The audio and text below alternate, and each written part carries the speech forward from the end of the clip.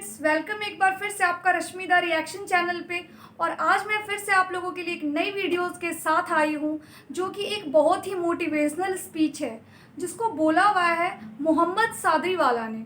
और उस स्पीच का जो टॉपिक है वो है proud to be born in India.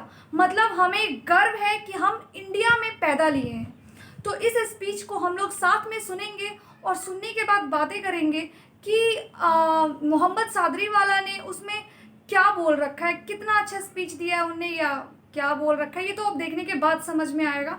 तो आइए साथ में उस वीडियो को देखते हैं और उसके बाद बातें करते हैं। कहानी दो औरतों की है, काफ़ी करीब है हमारे घर से। हमारी बड़ी अम्मी की कहानी है। तो वो और उनकी छोटी बहन, वो दोनों ये हिंदुस्तान से काफ़ी दूर एक मुल्क है इराक, वहाँ पे नजफ़ अशरफ करके एक जगह है जहाँ पे मौला अली के रोज़े हैं। मौला अली प्रॉफिट मोहम्मद के सन इन लॉ थे। तो वहाँ वो गए थे दोनों। उनका कुछ 5 दिन का टूर था।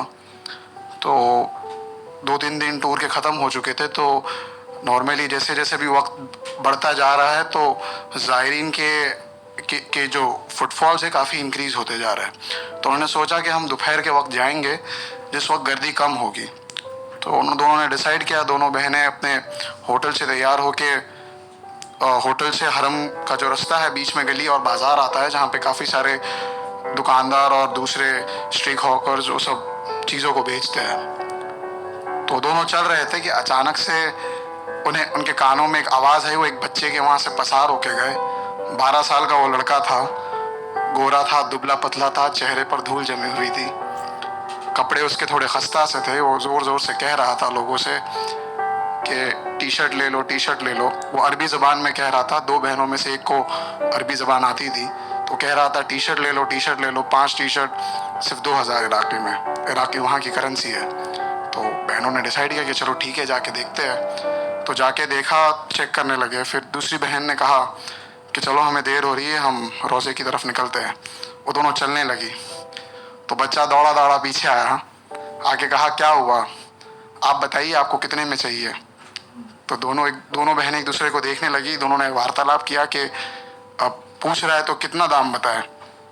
तो एक बहन ने कहा उसमें से कि हम तुम्हें 1000 इराकी देंगे ये 5 टी शर्ट के लिए। तो बच्चे ने कहा नहीं, 1000 तो बहुत कम है, उससे मुझे कोई मुनाफा नहीं होगा, मैं आपके लिए ज़्यादा से ज़्यादा 1700 इराकी कर दूंगा।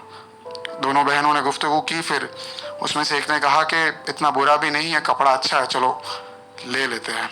फिर दोनों पीछे उसकी लाड़ी की तरफ आए, कपड़े को देखने लगे। देख लिया, सिलेक्ट कर लिया। उसके बाद पैसे देने की बारी आई। तो पैसे दिए उस लड़के को। पैसे दिए तो लड़के के चेहरे पे एक रौनक सी आ गई, मानो वो धूल मिट्टी जो मुफलसी सज रही थी वो कहीं गुम सी हो गई। दोनों में से एक ने पूछा कि क्या बात है, बहुत खुश हो लगता है, दिन की बिस्मिल्लाह अभी हुई है तुम्हारी।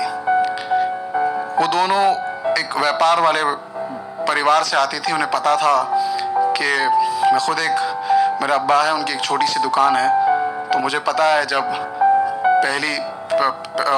दिन की जो पहली बोनी होती है उसका एहसास क्या होता है, उसकी अजमत क्या होती है। बहुत सी बार ऐसे भी दिन आते हैं जब कोई व्यापार नहीं होता है, तो तंगी भी पता है। तो बच्चे ने कहा कि नहीं मैम, दिन की पहली बोनी नहीं हुई है, हफ्ते की पहली बोनी हुई है। ये सुनकर दोनों को एक थोड़ा ठहराव सा लगा कि ठीक है। फिर उनमें से एक ने पूछा कि तुम्हारे घर में कौन कौन है। तो उसने कहा मैं हूँ, अम्मी है और एक छोटी बहन है। मैं काम करता हूँ और पैसे जो आते हैं उससे छोटी बहन को फिर स्कूल भेजता हूँ। तो बहनों में से एक बहन ने कहा कि तुम्हारे अब्बा, तुम्हारे वालिद नहीं है। तो बच्चे ने कहा कि बहुत दिन पहले यहाँ से दूर हमारे गांव में कुछ लोग आए थे, लंबे से थे, काले कलर का कपड़ा पहन के आए और बाबा को यहाँ पर माथे पर गोली मार दी। सुनते हो, जब बाप को कुछ लगी है तो कलेजा फट जाता है, वो गिरता भी है तो कलेजा फट जाता है। उस बच्चे का आलम तो देखो, जिसने अपने 12 साल का बच्चा जो अपनी माँ का हाथ पकड़ के, बहन का हाथ पकड़ के देख रहा है, कोई आता है और उसके माथे पर यहाँ गोली मार देता है, गोली मार देता है। वो सुनकर दोनों का कलेजा ढल गया। एक बहन ने कहा, आप रुकिए, मैं आती हूँ। वो दौड़कर होटल में गई। कमरे में उनके पास काफ़ी सारे स्नैक्स और फ्रूट्स थे जो उनके पास थे, तो वो पूरा झोलना भर के लेके आ गई। वो लेके आए और उसने उस बच्चे को दे दिया। अब हमें जब मिलता है तो हम खुश होते हैं, हम बोलते हैं क्या क्या है खाने में, देखेंगे। मगर एक जिसे खाने की अजमत सही पता होती है, वो देखकर पहला जुमला ये कहता है कि ये तो मेरे 1 हफ्ते का खाना हो गया, माँ आज बहुत खुश होगी।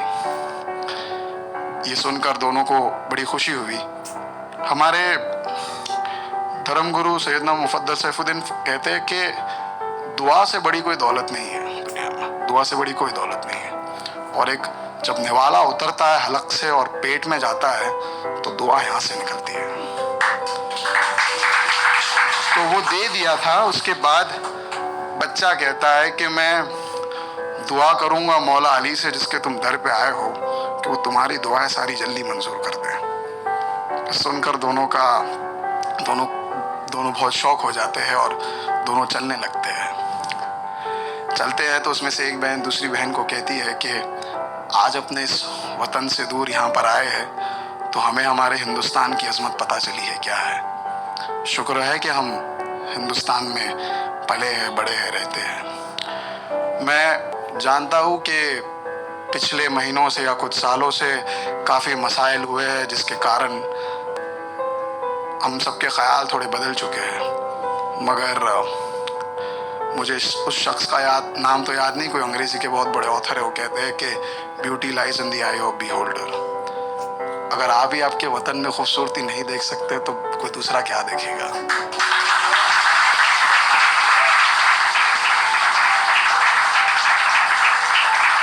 उस बच्चे के पास ना छत थी ना घर था, फिर भी उसे परवरदिगार पे भरोसा था कि जो भी है वो उसके लिए इनफ है।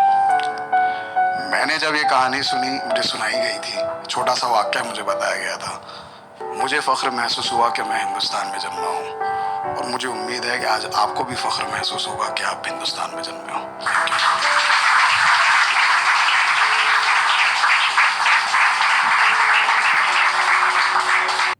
हाँ जी दोस्तों, तो मोहम्मद सादरी वाला की स्पीच हमने सुन ली और वो स्पीच काफ़ी ज़्यादा इमोशनल थी, जो कि सीधा दिल पे लगेगी एक सच्चे हिंदुस्तानी को।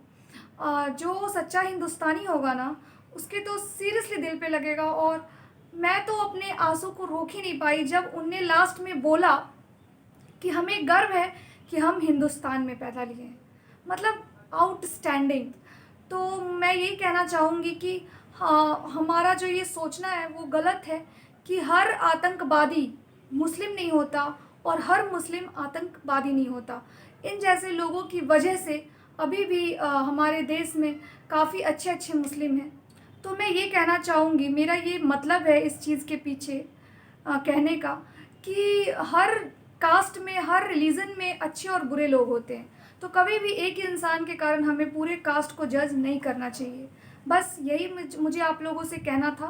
तो दोस्तों, कभी भी जात पात कास्ट को लेके कभी भी भेदभाव ना करें आप लोग, और अपने देश से प्यार करें। और मेरी अगर वीडियो आपको अच्छी लगी तो मेरे चैनल को सब्सक्राइब करें, लाइक करें और कमेंट्स में बताएं कि आपको ये स्पीच कितनी मोटिवेशनल लगी और कितनी अच्छी लगी। और तब तक के लिए